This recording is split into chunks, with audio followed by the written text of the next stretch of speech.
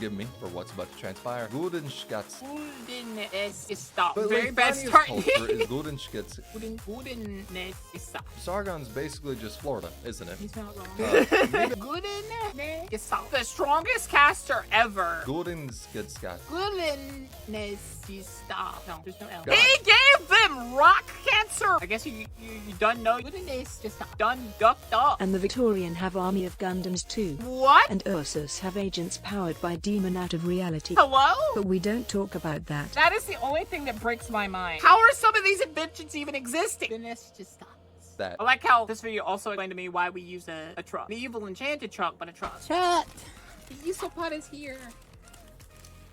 My Isopod. I'm gonna sit with my Isopod. Well, today is the day I gotta tell Papa that I got cut from the schedule. I still haven't heard back from the boss that I thought was really nice. Why did you put black food dye in the lemonade? That one doesn't even make sense to me. Sometimes you need to ask yourself, why should you, before you ask yourself, why not? I feel like this is one of those situations. I don't know, though. Oh, I was just looking at Arknight, Limbus. Yeah, we can watch this. I don't like the AFK Journey is getting fairy tale characters. Warframe 1. Warframe 1? Okay. I don't like that AFK Journey, which is egregiously over-monetized, is getting fairy tale, to be honest. World building is really not talked about a lot. Actually, I'd probably go so far as to say it's sort of being made less of a Who's this by? Tsunul. Talk about Arknights and Limbus's world building and how they mastered it. I will say that from what I've seen of Limbus, they do seem to have a really good world building focus with newer games. Which to a after lot of the people first saying that probably the first sounds off, but here's the thing. When it season. comes Let's to not this talk video, about there's the two first major examples I want to focus on for world building.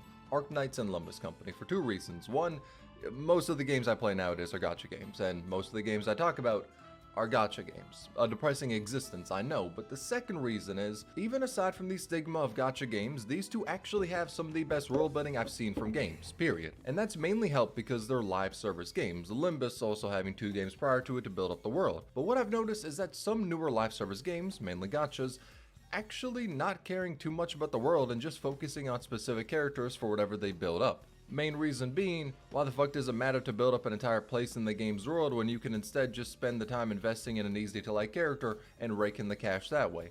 Or go the Brown Does 2 route and Jesus fucking Christ. But because Limbus and Arknights have some of the best what was that? Jesus fucking cash that way. Or go the Brown Does 2 route and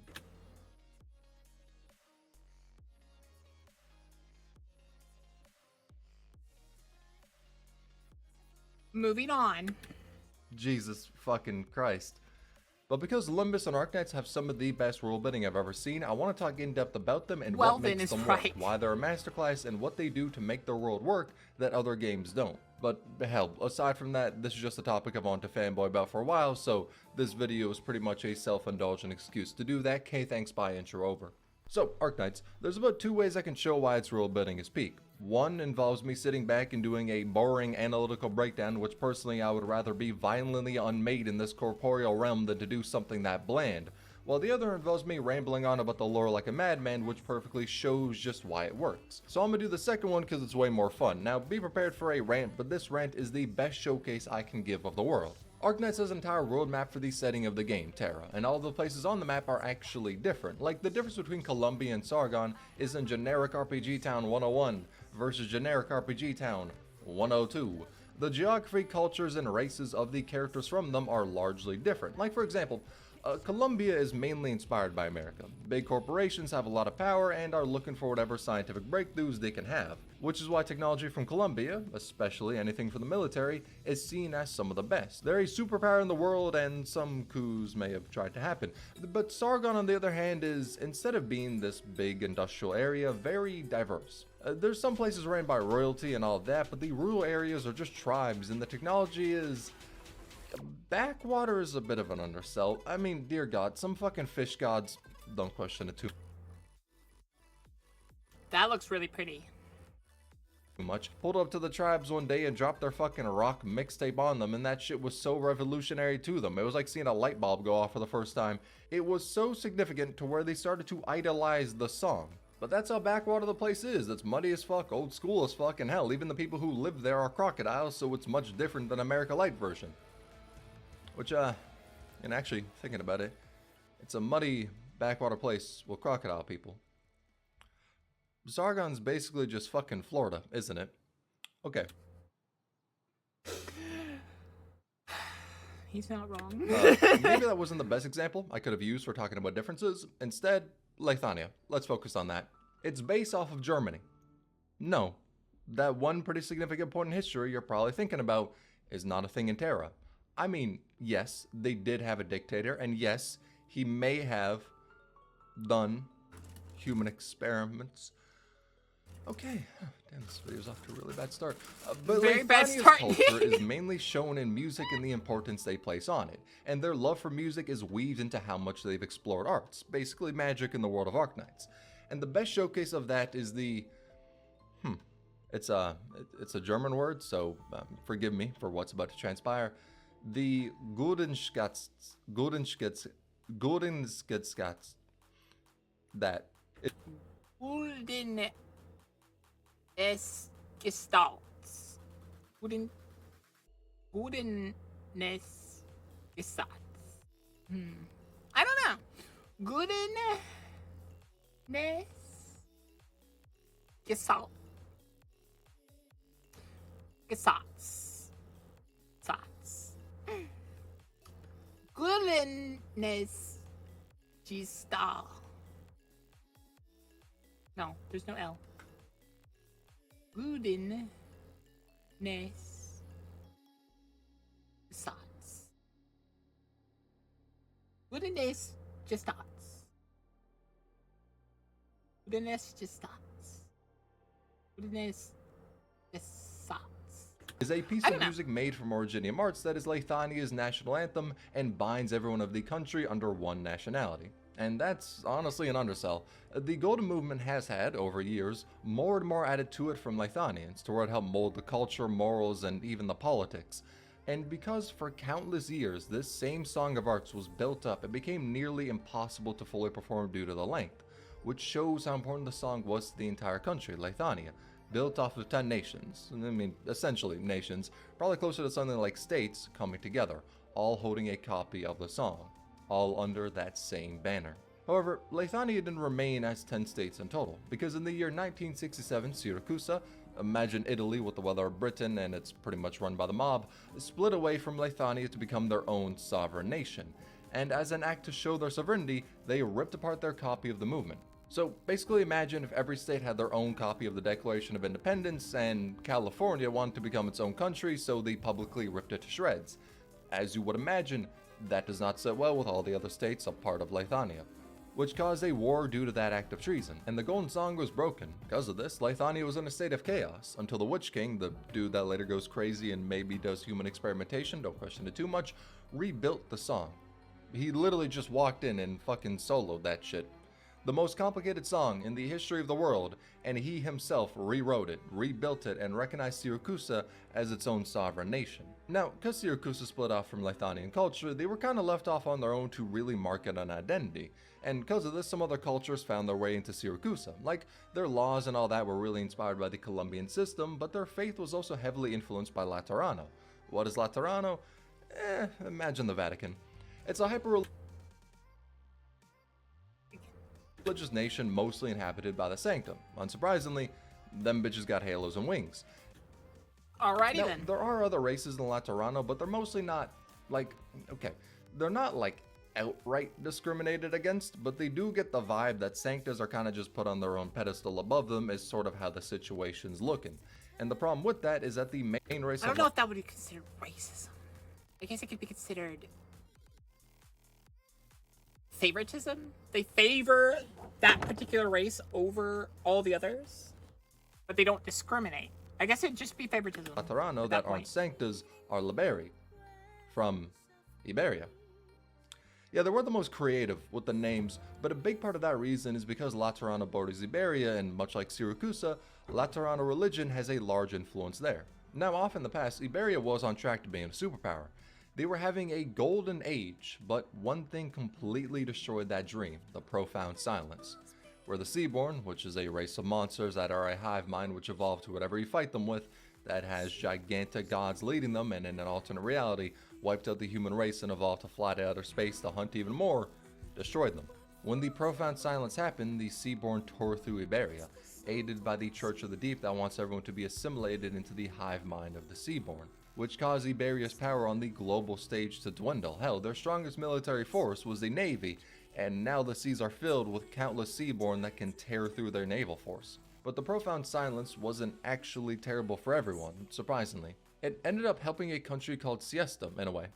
Siesta was a trading outpost that was going to be used by Colombia to establish trade with Iberia using these seas as a way, but problem is, that sea was now filled with murderous fucking monsters that are always evolving as a hive mind, and the place they were trading to, yeah, they got fucked raw by those things, so they maybe ain't looking as lucrative as a partner as they were in the past. And because of that, Siesta used this leverage of not being the most useful asset to Colombia to retain their independence. Only problem is, Victoria immediately wanted to annex them, so they decided to fall back under Colombia's jurisdiction while still having their sovereignty. Now the question is, why did Victoria want to do that shit? Answer is, it's based off of Britain. That's pretty much all the context you need.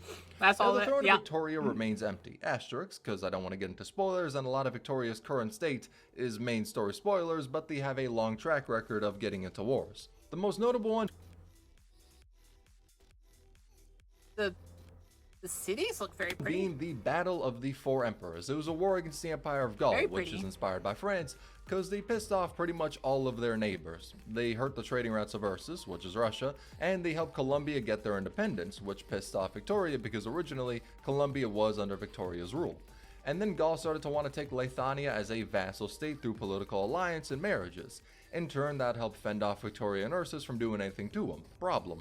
The person they were trying to do this to, the ruler of Lithuania at the time, was the Witch King. Remember the dude that rewrote the Golden Song, the most complex arts in history on his own, pretty much known as the best arts caster in the entire world? Yeah. They pissed him off with that game plan. He thought it was an insult, and as a very, very measured response, he turned the Gaul envoys into statues and shipped them back to Gaul. Oh. Well, I guess you done know you done ducked up when you piss off a guy that turns your entire envoys into statues and sends them back to you when you insult him. Okay, he does a little bit of trolling. Then, as a result, Gaul declared war against Lithuania, yet even though the leader of Gaul, Corsica I, knew his opponent was the leader of Lithuania and the best arts caster known to man, he was kinda confident, because he knew the situation with Syracuse's independence caused some internal turmoil. And Victoria got double penetrated after their wars with Colombia and Iberia didn't pan out the best, and Ursus was about to be busy with trying to invade Kashmiris. Imagine Poland with more dubstep and a lot of knights. Now, this would be the 10th invasion they've done against them. Knights? A bit much, not gonna lie, but whatever. Means their oppositions were busy. So, perfect time to invade. Hell, he even got some casters from the Sarkaz royal court. They're fucking all strong as hell. Perfect time to invade. So yeah, the Witch King dropped a fucking catastrophe on Gaul's fleet. Basically, imagine like a category 10 EF5, whatever terminology you want to use in layman's terms, imagine the biggest fucking tornado possible, and he dropped that on them. And that tornado also drops... Like, you hear he's the strongest caster ever. He created an uncastable thing by himself. I feel like I would have gotten those warnings. Oh, young Booker, have you the tragedy of the last king Gaul Crozier the First? Huh? Like, I feel like you were asking for it. You were like, yeah, I don't believe you're the strongest. He goes, okay. Kills like half your fleet in one move. And it doesn't even break his sweat. Gigantic chunks of originium that gives you rock cancer, which when it affects you and you die... He gave them rock cancer meteors? Damn. I went nuclear. And because you will die, it slowly kills you. Your body explodes and gives other people that rock cancer. Now this is a natural disaster in the world. It's so devastating to where nations put their cities on nomadic platforms so they can actively flee catastrophes and not have everything turn to dust. Hell, people are employed as catastrophe messengers just to say when one of those is about to hit so they can have everyone run away as fast as they can. And the Witch King dropped one directly on Gaul's fleet. Yeah, so what 'cause of this, exactly the going war on reached here, a stalemate. Arknights Then lore? Victoria Yeah. saw what happened and joined in against Gaul because they were still mad about Columbia and how Gaul was looking to constantly expand. Then Ursus also agreed to go after Gaul, which made the Battle of the Four Emperors. Ursus, Victoria, and Lithuania versus Gaul.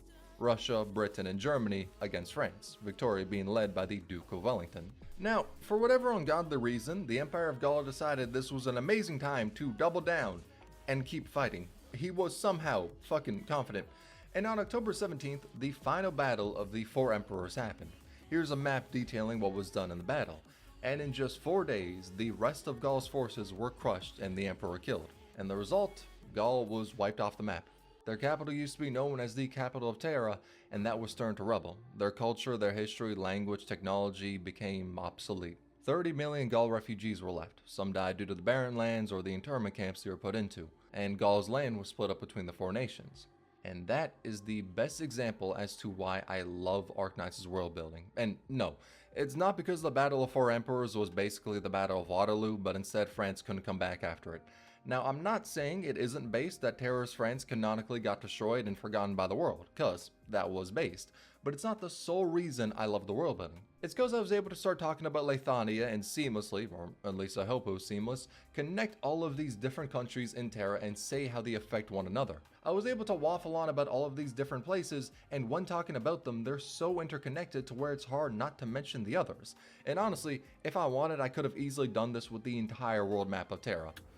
Their world map looks really pretty. So I'm guessing these little squares are where their city actually is. Like those are like floating platforms or whatever, because he said that a lot of these places are on floating sky. And the Victorian have army of Gundams too, and Ursus have agents powered by demon out of reality crap. But we don't talk about that. I noticed Limbus mentioned. I would assume by Limbus, they're talking about Limbus Company? Yeah, he's about to talk about them. But he's talking about how both are like masterclass in world building. Which I kind of agree. You know, a place like cares about their world building when they go about their way of making their world map. And then they make it interesting. I could have took you on a goddamn Miss Frizzle magical school bus adventure if I wanted to. I just decided not to because of time. But that's what I love. It feels real in a way. The areas and nations in the world don't feel isolated from one another. It doesn't feel like, oh, for 100 years X country did this and no one else ever once had a hand in anything they did. Because that's what a lot of stories fall into. When thinking about how to build up all of these different areas in their world, a lot of them think about that place and the vibe they want from them, which leads to those areas being built with only that area in mind. It's like they built the places in their world as very tall skyscrapers that are miles apart from one another, while something like Arknights is a city of fairly tall buildings right beside each other. Even if the places themselves are not as built up as locations in other stories, which, to be honest, not many other worlds have places as detailed in Arknights, but even if they weren't, the fact that they are all connected in the example I used prior makes the city seem much bigger than the sum of its parts, because those parts aren't isolated from one another. Instead, they're inseparable. Yet in spite of this, in terms of vibe and how they visually look, they're different as hell. You can easily tell all of the countries apart, but they still feel connected because the history of these fictional places cannot be removed from one another. It doesn't feel segmented, except for more isolated nations like Aegir, but there's plot reasons behind that. It all comes together to be a world that is greater than the sum of its parts, and it's fitting in a way. Yes, there's a lot of talk about wars or having plots to cause more, and if it ain't war on the table, there's gotta be some new political scandal to take the stage in geopolitics. Also look at the map, yeah, Boka. For Terra some is reason by and Gaul large a also shithole let of their a world army to live aid their in, enemy and at that is what times to makes help it Calstus feel fight real. the little It's not, county named oh, we Caldes. wanted to make the They Vatican, almost so we lost made by this the place way. full of guns and crazy people legally bombing the streets. Instead, they did that, but also realized that since a significant chunk of the world also somewhat follows Laterano's religion, they can be used as a country to foster talks of peace with others, paired with how they largely stay out of wars, minus their wars with the Sarkaz, and guess what? Laterano is a good place to hold these summit nations. Enter guide ahead where this happens. Caldes, it's probably like very makes the elite plot of Arknights forces. so much better, because when you play an event or main story, Because for you to have a country that's like on a map that's that small and still considered a country, your fighting force must be amazing. Story chapter and something significant happens, you know that will in turn affect the world at large. Unless an event story is really isolated to how it is on its own, which some are, a lot of the plots having far-reaching effects in the world makes it feel real. And that, paired with literally an entire timeline about the history of Terra, with Hyperglyph even making lore books for it, shows why the world building is in a class of its own. And there is more to talk about why it cooks, but I actually want to switch gears to Project Moon's works. Yes, I know, it's me, Tsunul, the biggest Project Moon hater, actually about to compliment their games. Man, what a surprise there, ain't ever seen that one before. So Project Moon actually does world building in a bit of a different way to Arknights. Little preamble. These are the 3 games PM's made, they all share the same world. Now the world does feel very interconnected, similar to Arknights, but what makes it feel different is, it treats everything like it's already existing. Now that probably makes fuck nothing in terms of sense, but here's the thing. In Library of Verona, a character called Malkuth says she comes from a nest with no color. Nests are the sort of big city of all these different districts, A to Z. Z isn't on the map, but it does exist. And anything outside of these nests are called the back streets. So when she says that she comes from a nest with no color, you would expect, like, some general explanation to that, right? Yeah, you would have had to have waited some years because this line was never explained until Limbus Company, where you can see in T-Corp all color has been stripped away and people need to pay what time to Caldwell that has the longest history of Terra and have the highest rebuild time after the war 3,421 times. Okay. Though they never dived into it. It was said like a basic fact of the world. Oh, one nest just has no color. Everyone knows this. And they didn't care to explain. Now, of course, that style of introducing the world isn't the bog standard. They do explain general world-building stuff from time to time. Like the protagonist of Verona, Roland, telling Angelica about the world because she spent her life sheltered. And by that I mean she spent millions of years, thousands of miles underground being pretty much tortured. But, you know, minor things aside, Roland acts as the introduction to the world. And for Limbus, Dante has amnesia, because it's a gacha game, of course the protagonist has to have amnesia. But it also works as a canon way to introduce the world to the player. But it doesn't feel like stuff is popping up when we see it. The world is like they already have everything planned out and are just showing bits where it's relevant. That's not to say it's all planned out, because I did notice that. Like, a lot of things that happen, they just assume you know. Which, like, one would say is bad world building, but it also could be really good world building if it's done correctly. And I think Limbus does a very good job. No way it is. We know they got some general planning for their works, but no way every single thing is fully mapped out. But hell, another example is R-Corp. In Lobotomy Corporation, they're just some rabbits that show up when you press a button and they kind of go gorillas bananas killing everything. There's a lot of them and they don't really dwindle in number. Couldn't tell you why. Probably just a gameplay thing. Then Verona rolls around. Spoilers for the R-Corp section in it. All in all, not that important to the main plot of Verona. But it's revealed that the singularity of R-Corp is cloning.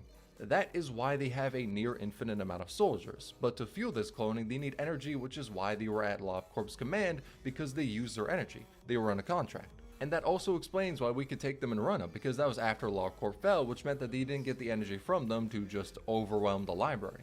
It's little things like this where it feels like everything just makes sense. The world isn't only explained at a time where it's important for the plot and that's that. Instead, concepts are brought up, and when they're mentioned, they might not actually matter. They're not entirely brought up as a talking point, but as something that exists in the world, and as times change, these little, mostly ignorable details make a lot more sense in the world. Sort of like a mystery. Basically, if you don't understand games like this or something, you probably understand One Piece or have watched One Piece. And why people call Oda the GOAT is he was building the world from the very beginning. Like, there are things that happen in the first season of One Piece that people didn't even think were relevant until later. Like, spoiler alert, Luffy having the Nika Nika fruit, actually. Like, sometimes Luffy would do stuff in, like, the first few seasons where he would do stuff and you're like, does that make sense that rubber does that? And you're like, I mean, you have to jump through hoops, but you could explain it. But later on, when you find out he's got the Nika Nika fruit, you're like, that's why he can do that! Because that actually explains that, you know? Like, they put stuff there with the intention of showing you it later. But they don't make an important point right now. They're just like, oh, this is there. This is there. And then, like, 5 chapters later, oh, by the way, this is this. And then you're like, what? Hello? Box way to tell a story. I mean, the best example is how all of the games show the railroad tracks around the city. We do not know shit about these railway tracks or why there are trains running on them, but in every game PM has made, we've seen these same tracks, but the explanation is for the future. It's not relevant now. To some people, this can be a little off because, to put it simply, we just want to hear more. We got all these different places in the world, and after years, we still don't know what a good chunk of these places' singularities are. A singularity is sort of like a big piece of tech that has a corporation built around it. Which is also probably a good time to say, yeah, the world of Project Moon is a dystopian mirror of how capitalistic South Korea is, because that's where the company Project Moon is from. But all of these wings have some singularity they're built around. F-Corp has... I love how South Korea and America are basically in the super corporate dystopian. Fairies that can unlock anything physically or conceptually. The newer G-Corp singularity is the ability to control the weight of an object. Maybe it can actually help take the weight off of me having to carry my fucking team in Marvel Rivals. The older G-Corp gave people insectoid augmentations. Don't think about it too much. J-Corp can lock or steal anything on a conceptual level, like locking someone's ability to speak about something. K-Corp's got some ampules that can instantly heal anyone. M-Corp has, okay, this one's a little weird. So they got something called Moonlight Stones, which basically protects your mind. Like any mental pain, it shuts off, and they can amplify a single purpose for you to focus on, or it can be a mental barrier. N-Corp has canned experiences, which when you take one you get to experience whatever is in the can. The most popular of which being the canned suicide feeling. Make of that either being horrid or wholesome. Oh, that's dark. That's super dark. As you will. P-Corp makes objects able to bend instead of break. Boring, not gonna lie. T-Corp can control time.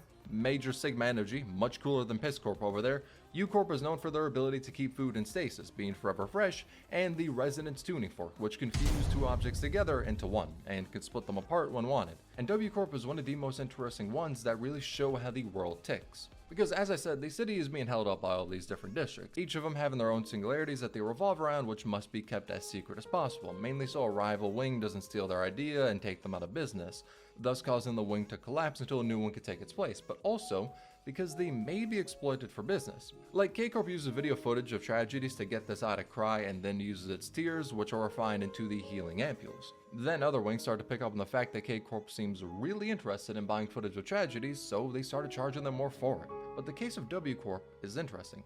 So a wing fell and their technology became known to other wings, the ability to travel to a different dimension. On its own, not much to be honest. But W-Corp still bought that technology and they used it in warp trains, which are trains that are so fast they'll get you to your destination in 10 seconds. Anywhere you can go, it'll be a quick and easy trip. And the way they do that is by teleporting them to a different dimension.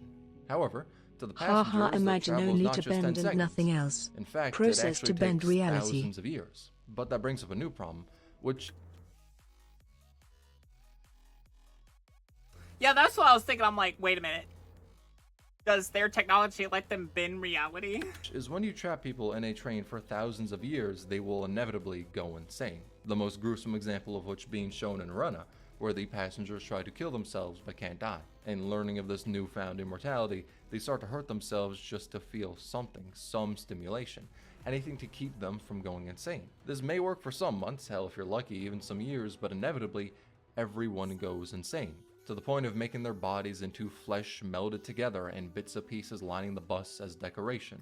This happens on almost every single warp train, but to the public, there's nothing wrong with them. You go in, 10 seconds later, you're at your destination, no harm, no foul. That's because W-Corp's actual singularity is the ability to return something to its previous state. So long as a passenger's pieces are still in the train, they can be restored to how they were before the thousands of years, memories included. But then, why take thousands of years? If the warp trains can go into a different dimension and teleport people to where they need to be, there's no way it's gotta take thousands of years, right? And more importantly, why don't they age or die? That's because W-Corp uses a device from T-Corp that collects time, thus helping to power T-Corp's singularity, which includes the use of time. Those thousands of years are used as something to sell to T-Corp. They don't need to take thousands of years, but it pays them, and the passengers can be reverted to how they were pre-torture, so no information about how terrible they are comes out. Because of this, they have protocols in place for when colored fixers, basically some of the strongest fighters in the city, take their trains. And to the wealthy and powerful, information about how W-Corp trains are not the funnest is known. But because of that, they have stasis chambers in first class where the wealthy can pass those years by without being conscious at all. And guess what else? They got energy from L Corp, and because it fell, they're not doing the best business-wise. But if they were to collapse, T Corp would be put in a tough position because of their arrangement. And that perfectly shows the world of Project Moon. Corporations helping each other only if it's good for business, as they prey upon... Basically, it's the idea of Microsoft and Nintendo. I will help you, but only because it serves us in the end, kind of thing. The population in any way they can, even torture. It's dark, it's gruesome, but I'll be fucked if I can't also say I can fully see corporations in the real world doing some of this shit if they are able to. Yeah, they already do. There are multiple corporations that do that, not just those Every two. aspect in the city feeds into its overall vibe, an oppressive place where profit and protection means more than a soul. Because of that, you have gangs spring up called the syndicates, most of which are run by some of the most insane individuals you've ever seen. Either by having the rumblings of the city scrawl out orders for people to follow for protection, and if they don't, they're executed, or by having a book of vengeance where you never once let anything slide. Any transgression gets marked down there, and the person who did it hunted. Now, because these syndicates exist and terrorize people, fixes are also a thing. They're basically like syndicates, but considered the good guys, though I struggle to say most fixers out there are a beacon of morality, as to actually get help from them, you need money. Everything in the city is built around the same theme. Even though the locations may vary from a library to a mega corporation or the Great Seas, it all serves the same theme Project Moon wants to convey. But the most important thing is that individually, the parts still work. Man, I'm terrible at explaining that. Sounds like a line. That's what I like about Limbus is, like, when I went to a new area and stuff, it felt connected. Like, it wasn't just another area. It was like, oh, this is next to that area. And that's why we had to travel this way for that area. I like how this video also explained to me why we use a truck. An evil enchanted truck, but a truck. From Destiny's dog shit writing.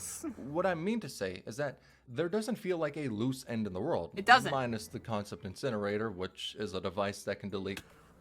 That is the only thing that breaks my mind. How can that exist? The concept incinerator feels like it's... Although they kind of explained why it can exist later on, but it still feels like, no, with a world like this, that shouldn't exist. Because if that exists, every single company would want it. But also every company would want no one else to have it. Like, it would be the thing that they all fight to get. Concepts of things. I mean, they sort of helped hand wave just how many holes that open up, but dear God, it just... Yeah, like they kind of fixed it at the end of the story for that part. But at the same time, it's still a huge glaring hole.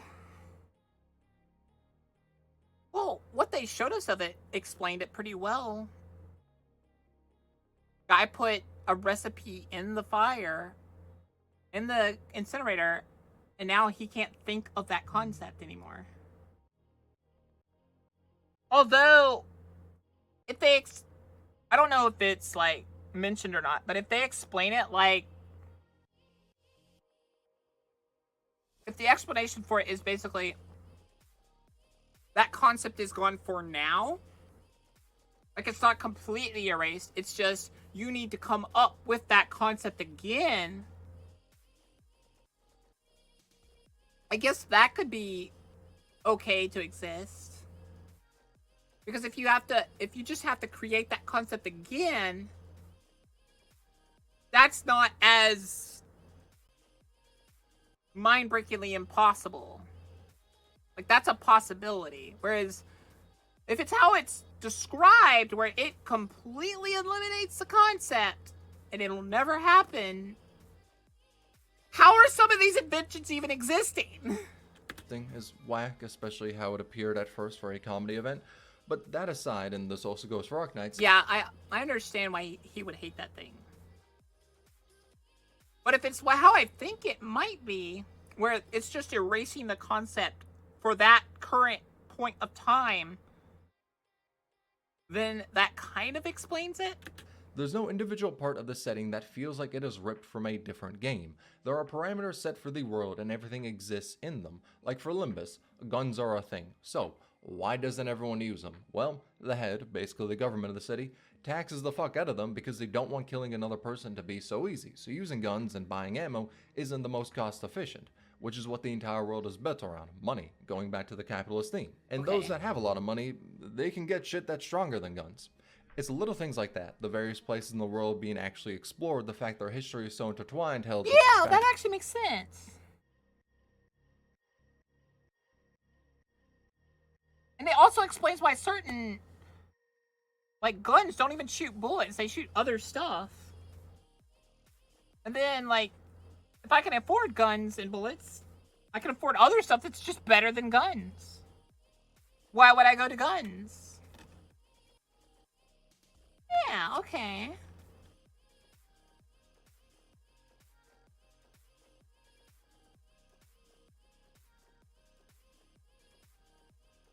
Okay. Making sense. The places in them are just tropes, repeating for the millionth time, that actually makes these worlds feel believable. Throws the concept of Boka having big booba in there. Now Baka will be flat forever, lol. Boy, if it's the way I think it is, it's just, I'll be flat for that particular period of time. Conceptually, I could grow boobs and have big booba, like, then, but for that time when you put it in, it wouldn't exist. X, Y, and Z, and here is why you should care. They bring you through the world like a history teacher passionately speaks. But doesn't it only, like, eliminate thoughts? Like, ideas? Like, a recipe? Or, like, an invention? Can it erase something that is a thing? Can it, like, if I just draw a kobold, even though that's a race, is it gone? Speaking about what they love. Like, do I have to throw an actual kobold in there? Does that make, conceptually, all kobolds disappear? I don't think it does, because conceptually that would make sense. In the case of Also PM's world, talk that about history gun. teacher was probably a Arknights sadist. gun is a one smile, it it is just is it. To me, these little things are what makes these worlds amazing. They're believable because anything mentioned in the world is with consideration of what else is in the world. Yeah, that's what I like about it, is like, it clearly feels like they care about each and every other world when they're mentioning something. That's the only reason why I understand why he doesn't like the concept machine, because the places in them aren't built up with only that area in mind, and they don't. Wait! If the concept machine works how I think it does, could I theoretically put down those knights with the nails? Could I put their creed, like the thing that they exist by, could I put that piece of paper in the concept incinerator and they would cease to exist as an organization? Fall for whatever generic trope people have come to hate. The world also isn't used as a plot device. There's no, we need to go get the Sacred Hero Sword, so let's go to the village that only exists for the Sacred Hero Sword and nothing else. The people there exist for no other reason. And the overall theme of the story isn't broken for some self-indulgent want of what they want to make in an area.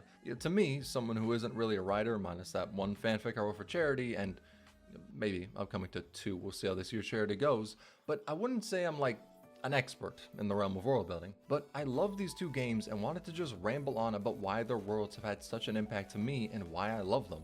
I mean, shit, I've contemplated making some hour-long videos just going through the full history of these worlds. The only thing stopping me from making that is those videos are going to be like months long to make. So for now, I'm gonna just settle with this self-indulgent rant of a video. I like it. I like the...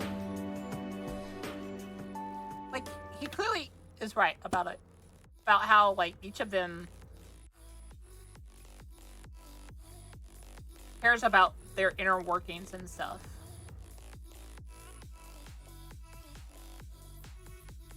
I love that. That's pretty good.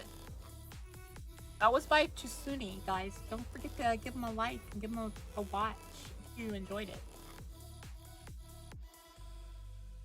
That way you can watch it all without me pausing a lot. Alright. Good video. Give it a like. Yeah. By the way, Lock On, I just looked over. I didn't record that one.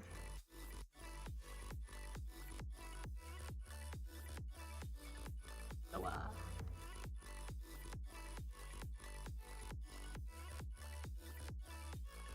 You love me because I'm cute?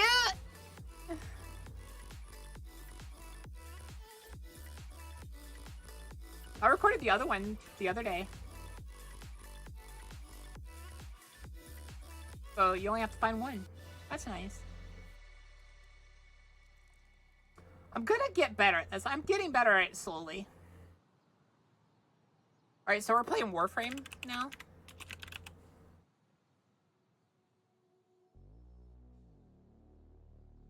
Warframe. Warframe? You like Warframe? I'm sorry, Locke. Don't be angry. Don't be angry.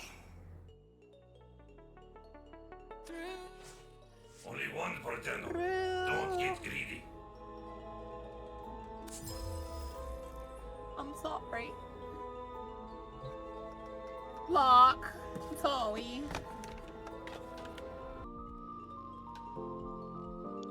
Bokath 1 pat Bokath 1 pat Bokath 1 pat Bokath 1 pat Bokath 1 pat Bokath 1 pat Bokath 1 pat Bokath 1 pat Bokath 1 pat Bokath 1 pat Bokath 1 pat Bokath 1 pat Bokath 1 pat Bokath 1 pat Bokath 1 pat Bokath 1 Bokath 1 Bokath 1 Bokath 1 Bokath 1 Bokath 1 Bokath 1 pat Bokath 1 I'll take that as you forgive me.